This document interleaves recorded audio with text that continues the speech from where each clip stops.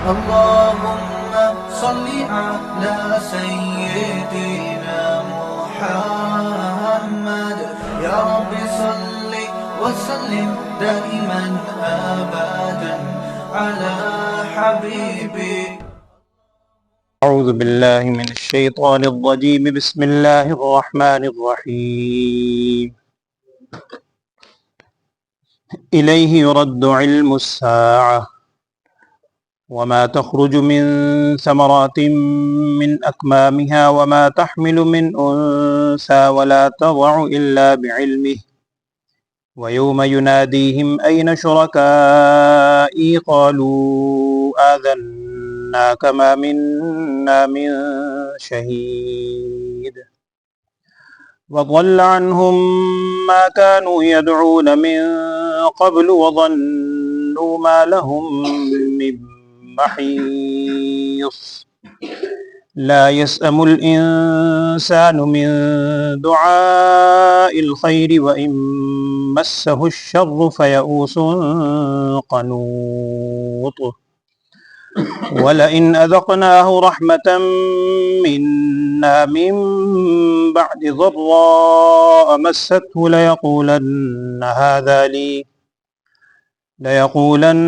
هذا لي وما أظن الساعة قائمة ولئن رجعت إلى ربي إن لي عنده للحسنى فلننبئن الذين كفروا بما عملوا ولنذيقنهم من عذاب غليظ. صدق اللہ. بسم اللہ الرحمن الرحیم. قرآن پاک کے اجزاء کے اعتبار سے 25ویں جز کا آغاز. یہ بات غالباً بالکل ابتدا میں آپ کے سامنے آئی تھی.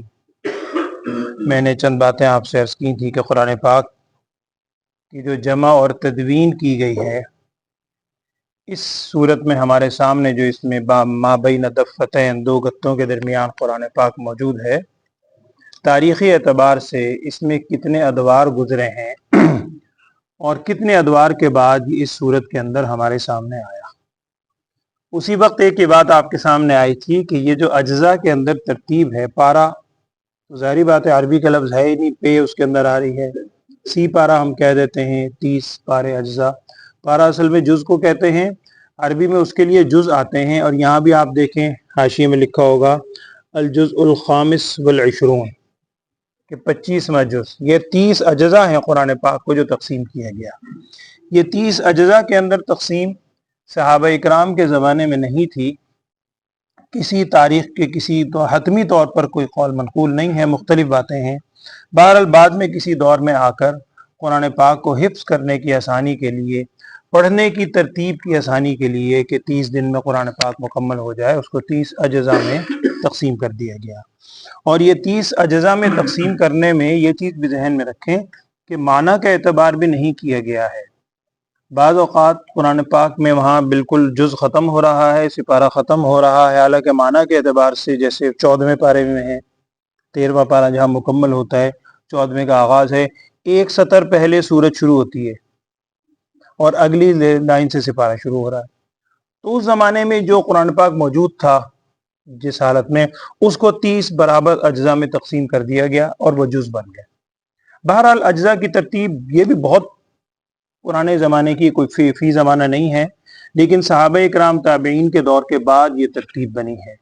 اس ترتیب کے اعتبار سے الحمدللہ 24 اجزاء ہمارے مکمل ہو گئے، 6 اجزاء باقی ہیں. 25ویں جز کا آج آغاز ہے. صورت وہی چل رہی ہے، حامیم سجدہ. یہ بھی میں نے آپ کو ایک بات بتائی تھی، ویسے ہی ضمن میرے ذہن میں آ گیا. یہیں اگر آپ غور کر لیں اسی پہ، پچھلے پیج پہ آپ دیکھیے یہ جو رکوع کی علامت ہے یہ بھی بعد میں بنی.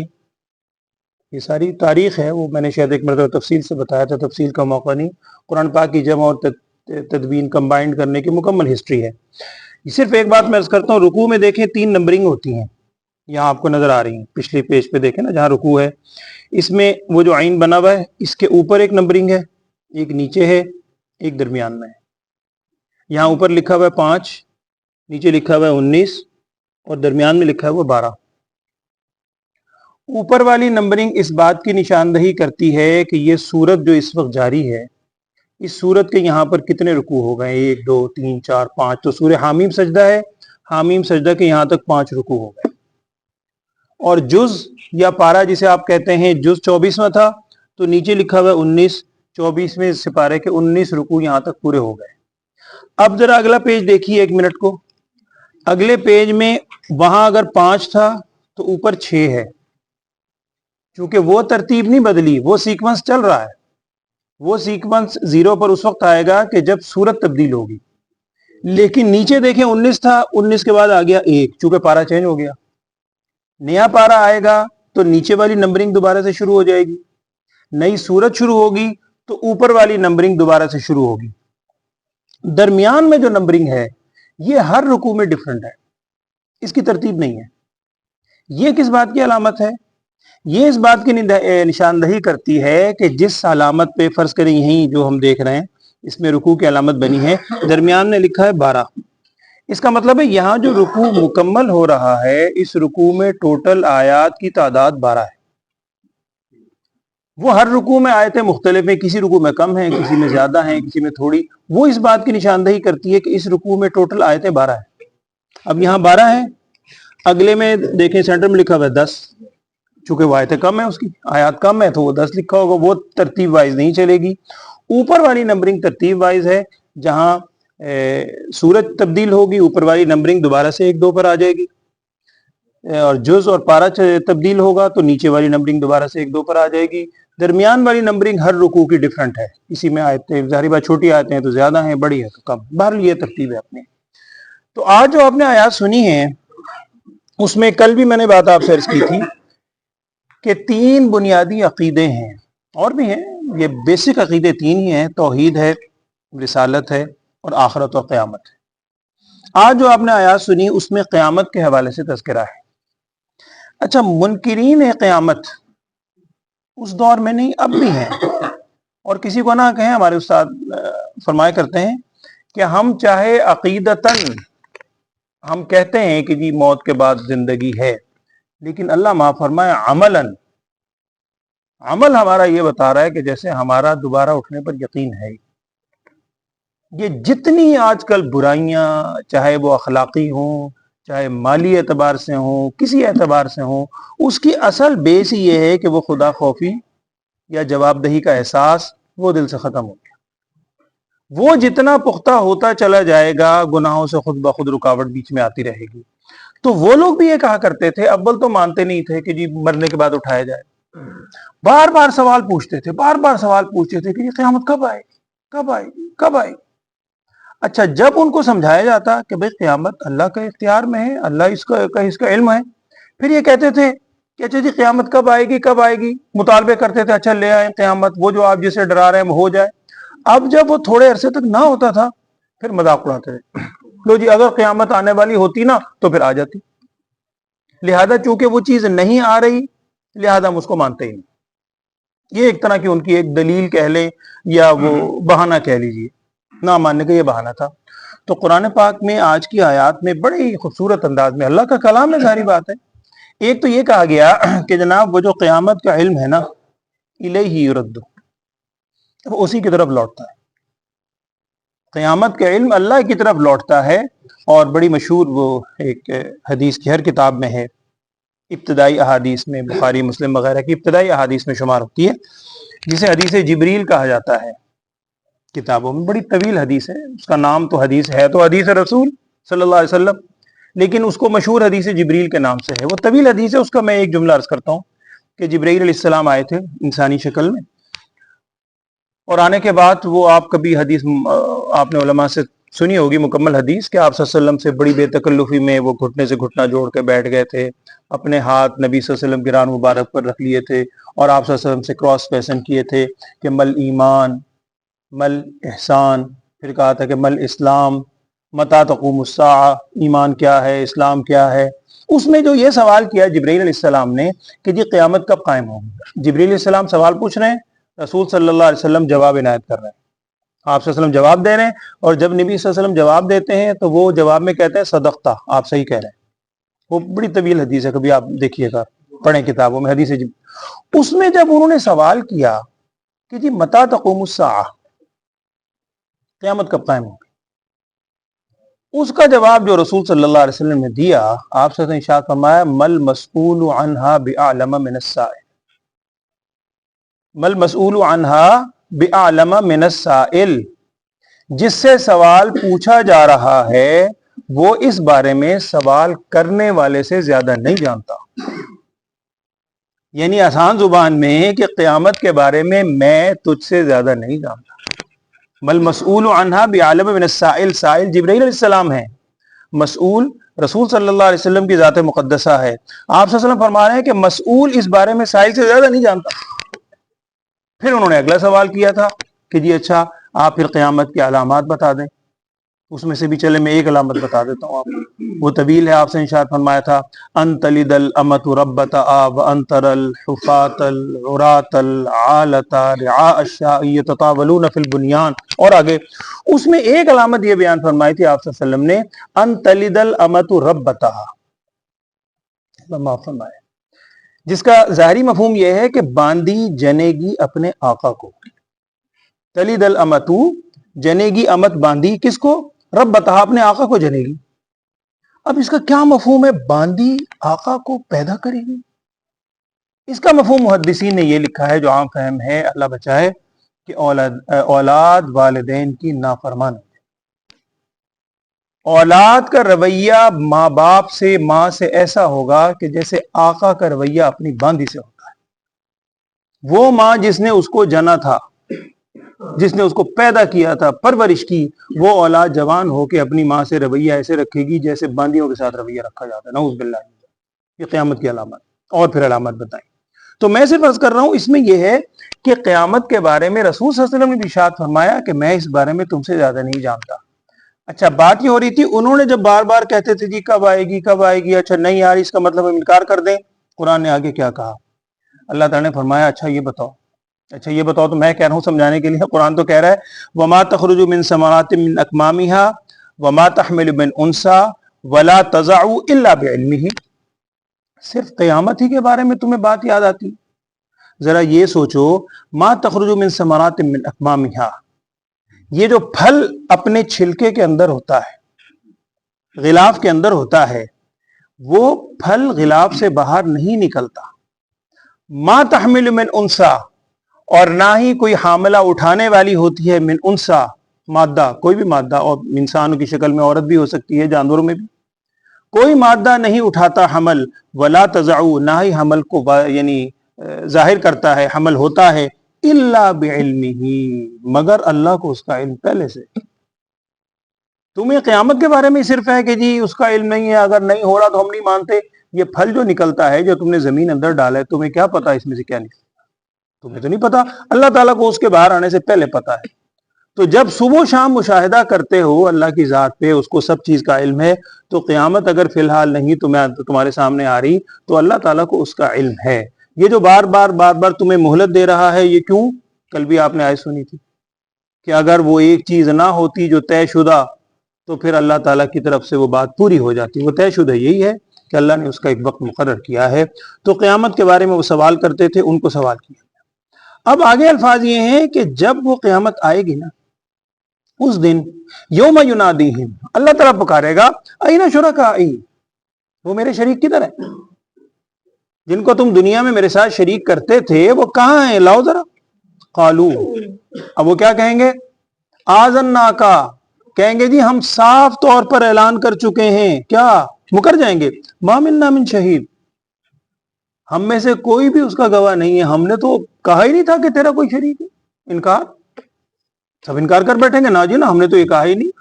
اور قرآن میں دوسری جگہ ہے واللہ ربنا ما کننا مشرکین، قسم کھا کے کہیں گے اللہ کی قسم ہے، ربنا ما کننا مشرکین، ہم تو شرک کیا ہی نہیں ہم نے۔ پھر وہی کیفیت ہے جو آپ نے پیچھے سنی، پھر منہ پر لگ جائے گی مہر، پھر ہاتھ بولے گا، پھر پاؤں بولے گا، اب کیا کریں گے؟ پھر بعد میں لان تان اسی کو کریں گے، ہم جسے اپنا سمجھتے تھے آج تو ہی ہمارے خلاف گواہی دے رہا ہے، تو یہ ہوگا۔ تو وہاں بھی یہ کہیں گے ما منا من شہید، ہم میں سے کوئی بھی اس کا گواہ نہیں ہے. وَضَلَّ عَنْهُمْ مَا كَانُوا يَدْعُونَ مِنْ قَبْلِ، اور جنہیں وہ اس سے پہلے پکارا کرتے تھے دنیا میں کہ وہ کام آئے گا، فلاں کام آئے گا، برادری کام آ جائے گی، پیسہ کام آئے گا، فلاں شخص کام آ جائے گا، ضل عنہم، سارے ان سے گم ہو جائیں گے، سب غائب ہو جائیں گے. اور بعض رات نے تو لکھا ہے کہ وہ ایک طرف یوں کر کے نگاہ کر کے دیکھیں گے اور کہیں گے ما منا من شہید، وہ جن کو ہم پکارتے تھے کوئی بھی یہاں نہیں، کوئی بھی موجود نہیں ہے. وظنوا ما لهم من محیص، اور انہیں یہ یقین ہو جائے گا، ظن کا معنی گمان تو ہے ہی، ظن کا معنی یقین بھی ہوتا ہے، انہیں اس بات کا یقین ہو جائے گا ما لهم من محیص، اب ان کے لیے بھاگنے کی کوئی جگہ نہیں. محیص کہتے ہیں بھاگنے کی جگہ، اب بھاگنے کی جگہ کوئی نہیں. اللہ کی ذات سامنے ہے، کراس کویشچن ہو رہے ہیں، وہ جنہیں ہم سمجھتے تھے وہ غائب ہو گئے، تو اب بھاگنے کی کوئی جگہ ہے ہی نہیں. اگلی دو آیات میں اللہ جل شانہ انسان کی ایک فطرت بیان فرما رہے ہیں. اللہ کا کلام ہے مختلف پیرائے میں، کبھی کچھ ہے، کبھی ان کا مکالمہ، کبھی پھر انسان کو مخاطب، کبھی پھر جھنجھوڑا جاتا ہے. ہمارے لیے ہیں ساری آیات، ہم سب کے لیے. کیا فرما رہے ہیں اللہ تعالیٰ؟ لا یسأم الانسان من دعاء الخیر، انسان خیر کی دعائیں مانگتے تھکتا نہیں، بڑا اللہ سے مانگتا رہتا ہے، اللہ یہ دے دے، یہ دے دے، یہ دے دے، یہ دے دے. اور جب اللہ دے دیتا ہے پھر اس کے بعد پھر کیا کہتا ہے؟ اگلی آیت آ رہی ہے، یہ تو میں نے کمایا، یہ تو میرا کمال ہے، یہ تو میں نے یوں کیا، میں سے باہر نکلنے کو تیار ہی نہیں، پھر اللہ کو بھول جاتا ہے. اور قرآن میں آگے آپ پڑھیں گے انشاءاللہ سورہ معارج میں شاید آتا ہے وہ الفاظ 29ویں پارے میں، وہاں آیت یہ ہے کہ اللہ تعالیٰ فرما رہے ہیں ان الانسان خلق ہلوعا، ان الانسان خلق ہلوعا، انسان کا خالق کہہ رہا ہے کہ انسان کو پیدا کیا گیا ہے ہلوع. ہلوع کا مطلب ہوتا ہے بڑے چھوٹے دل والا، کچے دل والا. وہ کیا کیفیت ہے؟ وہاں اللہ تعالیٰ نے خود فرمایا ان الانسان خلق ہلوعا، انسان کو ہلوع پیدا کیا گیا ہے. کیا؟ اذا مسہ الشر جزوعا، اور واذا مسہ الخیر منوعا. اگر اس کو کچھ شر پہنچتی ہے، کوئی تکلیف پہنچتی ہے، بڑی جزا فضا کرتا ہے، بڑا شور مچاتا، مر گیا، یہ ہو گیا، فلاں ہو گیا، بڑا واویلا کرتا ہے. اور وَإِذَا مَسَّهُ الْخَيْرُ، جب اسے کوئی بھلائی پہنچتی ہے، منوعا، پھر ہاتھ بڑا تنگ ہو جاتا ہے، پھر کہتا ہے نہیں جی میں نے کمایا، میں کیوں دوں، میں کیوں دوں، میں کیوں دوں. پیچھے آپ سن چکے سورہ قصص میں قارون کا مکالمہ یہی تھا، اسے نے یہی کہا تھا کہ مجھے جو کچھ دیا گیا ہے یہ تو میں نے اپنے علم سے کمایا، اس میں اللہ کی ذات کہاں سے آگے، نعوذ باللہ. تو یہ انسان کی کیفیت ہے کہ وہ خیر کو مانگتے ہوئے تھکتا نہیں ہے، لیکن امسہ الشر، اگر اس کو کوئی شر پہنچتی ہے پھر کیا ہو جاتا ہے؟ فیئوس قنوط. دونوں کا معنی تقریباً ایک ہی ہے. یئوس کہتے ہیں قرآن میں دوسرے جگہ میں لا تیأسوا من روح اللہ اور لا تقنطوا من رحمت اللہ. تو یئوس کہتے ہیں نا امیدی. تو جب اسے شر پہنچتی ہے تو بڑا نا امید ہو جاتا ہے. اور قنوتن اگر دونوں الفاظ ساتھ ہوں تو قنوت کا معنی یہ کیا جاتا ہے، ایک نا امیدی تو وہ ہے کہ جو دل کی کیفیت کا نام ہے، انسان دلی طور پر بس نا امید ہو گیا.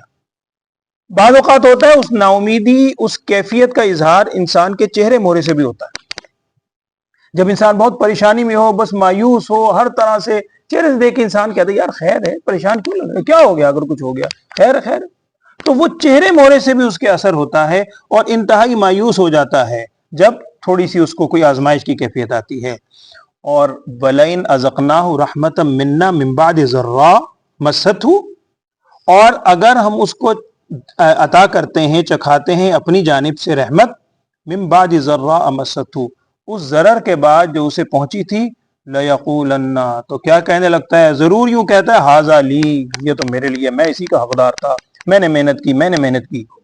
وَمَا أَظُنُّ السَّاعَةَ قَائِمَةً، اور میں یہ گمان نہیں کرتا کہ قیامت کبھی آئے گی، یہی کہتے تھے وہ. اور ایک جملہ اور جو قرآن نے یہاں بھی کہا، دوسری جگہ بھی ایک دو جگہ قرآن میں، کیا کہتے تھے؟ وَلَئِن رُجِعْتُ إِلَىٰ رَبِّي، مانتے تو ہم نہیں ہیں کہ دوبارہ اٹھایا جائے گا، لیکن تمہارے قول کو اگر مان لیں کہ اگر ہمیں اللہ کی طرف رجوع کرنا پڑ گیا، دوبارہ اٹھایا گیا، تو وَلَئِن رُجِعْتُ إِلَىٰ رَبِّي، اگر مجھے رجوع کرنا پڑا اپنے رب کی طرف، إِنَّ لِي عِندَهُ لَلْحُسْنَىٰ، تو بے شک میرے لیے وہاں بھی بڑی اچھائیاں ہوں گی. جیسے یہاں اللہ نے مال و دولت مجھے دیا ہوا ہے، کفار مکہ کی یہی سوچتی، کہتے تھے کہ دیکھو اللہ ہم سے راضی ہے، اسی لیے تو اس نے ہم کو یہ سب کچھ دے رکھا ہے، اگر اللہ ہم سے راضی نہ ہوتا تو ہم پر یہ انعام کیوں کرتا، مالی طور پر بھی، اولاد کے حساب سے بھی، ہر اعتبار سے. یہ منصب ہمیں کیوں ملتے؟ حالانکہ وہ حدیث کا جملہ آپ نے اس سے پہلے بھی سنا ہے، حضرت عبداللہ ابن مسعود رضی اللہ تعالیٰ عنہ غالباً راوی ہیں، اس کا مفہوم یہ ہے کہ انہوں نے فرمایا کہ اللہ جل شانہ دنیا تو اس کو بھی دیتا ہے جس سے راضی ہے، اور دنیا اس کو بھی دیتا ہے جس سے ناراض ہے۔ دنیا میں اللہ کی تقسیم عام ہے، دنیا اللہ اپنے نافرمان کو بھی دیتا ہے اور اپنے فرما بردار کو بھی دیتا ہے، لیکن اللہ تعالیٰ دین صرف اسی کو عطا کرتا ہے جس سے اللہ راضی ہو، اور ایک الفاظ یہ ہیں اللہ ایمان اسی کو عطا کرتا ہے جس سے وہ رضامند ہو۔ تو دنیا کی تقسیم پر اگر ہم بھی سوچتے ہیں، ہمارے ذہنوں بھی شیطان وسوسے سے ڈالتا ہے کہ جی فلاں شخص ہے، فلاں برادری ہے، فلاں لوگ ہیں، فلاں قوم ہے، یہ بڑے خوشحال ہیں، ہم نے خوشحالی ساری دنیا کی زندگی کو سمجھا ہوا ہے، حالانکہ دنیا کی زندگی کی حیثیت ہی کیا ہے؟ قرآن کہہ رہا ہے، دنیا کا خالق خود بتا رہا ہے وَمَا هَذِهِ الْحَيَاةُ الدُّنْيَا إِلَّا لَهْوٌ وَلَعِبٌ، دنیا کی زندگی تو ایک کھیل کود ہے، ہم کھیل کود کو ہی سمجھے بیٹھے ہیں کہ یہ ہمارے لیے سب کچھ، یہ تو ہے ہی نہیں۔ وَإِنَّ الدَّارَ الْآخِرَةَ لَهِيَ الْحَيَوَانُ، وہ جو آخرت کا گھر ہے وہ ہے باقی رہنے والا۔ تو اس وقت پھر کیا کہتا ہے کہ جی چونکہ مجھے یہاں سب کچھ ہے اور میں یہ سمجھتا ہوں کہ اگر دوبارہ اٹھایا گیا نا تو إِنَّ لِي عِندَهُ لَلْحُسْنَى، پھر وہاں بھی اللہ کے نزدیک میرے لیے ساری اچھائیاں ہوں گی۔ فَلَنُنَبِّئَنَّ الَّذِينَ كَفَرُوا بِمَا عَمِلُوا، اللہ تعالیٰ فرما رہے ہیں ہم ضرور بتلائیں گے ان لوگوں کو جو کافر ہیں ان کے عمل، جو انہوں نے عمل کرتوت کیے ہیں، بچیں گے نہیں، یہ سارے کرتوت ان کے سامنے آئیں گے۔ اور وَلَنُذِيقَنَّهُم مِّنْ عَذَابٍ غَلِيظٍ، اور ضرور بے ضرور ہم انہیں چکھائیں گے بہت ہی سخت قسم کا عذاب۔ اللہ تعالیٰ معاف فرمائے۔ بات وہی ہے، ہر دوسرے دن یہی آتی ہے، اور قرآن اصل بنیادی مقصد ہی قرآن کی آیات یا قرآن پڑھنے سننے کا یہی ہے۔ اس سے ہمیں جو سبق ملتا ہے، ہمارے لیے جو عبرت کا سامان ہے کہ قرآن ہمیں بار بار جھنجھوڑتا ہے کہ چلو آج قابو کا، آج توبہ کر لو، آج رجوع کر لو، آج رجوع کر لو۔ اور اللہ کی ذات تو بار بار آپ پڑھتے ہیں کہ اللہ کی ذات تو وہ ہے کہ جو نہ مانگنے پر ناراض ہوتی ہے، اللہ کی ذات بار بار اللہ کی ذات تو پکارتی ہے، ہمیں اسی کی طرف توجہ نہیں کرتے۔ وہی ایک بات جو پہلے بھی میں نے آپ سے عرض کی کہ عیسیاں سے کبھی ہم نے کنارہ نہ کیا، پر تو نے دل آزردہ ہمارا نہ کیا، ہم نے تو جہنم کی بہت کی تدبیر، لیکن تیری رحمت نے گوارا نہ کیا۔ ہم تو جہنم کی تدبیر، اللہ کی رحمت گوارا نہیں کرتی، بار بار ہمیں پکارتی ہے۔ تو قرآن کی ہر آیت ہمیں جھنجھوڑنے کے لیے، ترجمہ پڑھنے رہ گیا۔ اعوذ باللہ من الشیطان الرجیم، بسم اللہ الرحمن الرحیم۔ الیہ یرد علم الساعہ، اسی کی طرف لوٹتا ہے قیامت کا علم، یعنی اللہ ہی کے پاس ہے قیامت کا علم، جو تم پوچھ رہے ہو کب آئے گی کب آئے گی، اللہ ہی جانتا ہے۔ وما تخرج من ثمرات من اکمامہا، اور نہیں نکلتا پھلوں میں سے، من اکمامہا اپنے چھلکے سے، غلاف سے، کوئی پھل اپنے غلاف سے نہیں نکلتا۔ وما تحمل من انثی، اور نہیں اٹھاتا کوئی بھی مادہ، نہیں اٹھاتی کوئی مادہ۔ ولا تضع، اور نہیں جنتی، الا بعلمہ، مگر اس کے جننے سے پہلے اور اس پھل کے غلاف میں باہر آنے سے پہلے اللہ تعالیٰ کو ہر چیز کا علم ہے۔ انسان کی قدرت میں تو اتنا ہی ہے کہ وہ بس بیج کو زمین میں ڈال دے۔ آپ کبھی غور کیجئے گا اس پہ، وہ اتنی نازک کوپل وہ زمین پھاڑ کے نکلتی ہے، زمین پھاڑ کے نکل رہی ہے، بیج تو زمین کے اندر ہے، اس بیج میں سے وہ پھوٹتا ہے کوپل، اتنی کوپل ہلکی ہوتی ہے کہ ذرا آپ ہاتھ لگائیں گر گئی، وہ زمین پھاڑ کے نکل رہی ہے۔ تو اللہ ہی کی ذات ہے جو یہ سب کچھ کر رہی۔ وَيَوْمَ يُنَادِيهِمْ أَيْنَ شُرَكَائِي، اور جس دن وہ انہیں پکارے گا، اور اللہ تعالیٰ یہ کہے گا قیامت کے دن، أَيْنَ شُرَكَائِي، کہاں ہیں میرے شریک جنہیں تم میرے شریک کرتے تھے، کہاں ہیں؟ قالوا، وہ جواب میں کہیں گے آذناکا، ہم صاف طور پر یعنی صاف اعلان کر چکے ہیں آپ کو، کیا ما منا من شہید، ہم میں سے کوئی بھی اس کی گواہی دینے والا نہیں، ہم میں سے کسی نے کہا ہی نہیں۔